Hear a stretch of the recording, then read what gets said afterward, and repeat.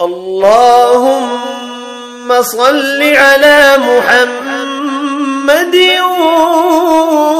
وعلى آل محمد.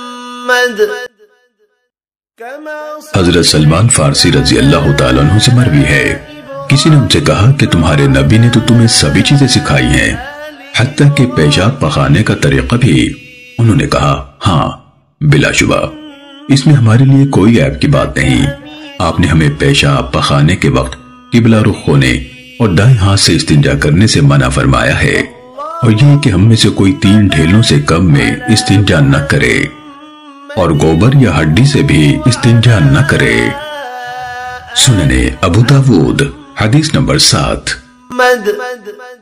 كما باركت على إبراهيم وعلى